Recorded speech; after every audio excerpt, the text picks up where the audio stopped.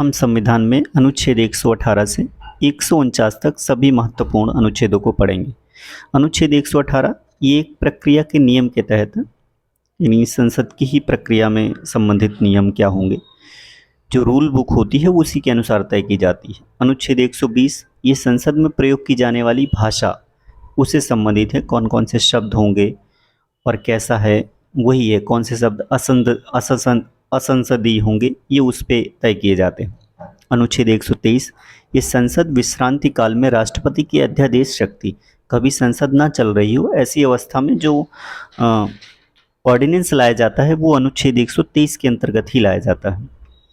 अनुच्छेद 124 ये उच्चतम न्यायालय की स्थापना और गठन, यानी जो हाई कोर्ट की संबंधित स्थापना और उसका जो गठन होगा ये उससे संबंधित है। अनुच्छेद 125 ये न्यायाधीशों के वेतन, यानी जजेस का जो वेतन है उससे संबंधित है। अनुच्छेद 126 कार्य मुख्य न्यायमूर्ति की नियुक्ति होती है, इससे संबंधित है। अनुच्छेद 127 तदर्थ न्यायमूर्तियों की नियुक्ति, चूंकि 126 मुख्य न्यायमूर्ति की नियुक्ति है और फिर उसके अनुसार न्यायमूर्तियों की नियुक्ति है, एग्जैक्टली ये कोलेजियम से संबंधित अनुच्छेद है। अनुच्छेद 128 ये सेवानिवृत्त न्यायाधीशों की उपस्थिति, ये उनसे संबंधित है क्योंकि कभी कभी उन्हें किसी कमीशन या आयोग में बिठा दिया जाता है, तो उससे संबंधित अनुच्छेद है। अनुच्छेद 129 उच्चतम न्यायालय का अभिलेख न्यायालय के रूप में होना, ये है। अनुच्छेद 130 उच्चतम न्यायालय का स्थान।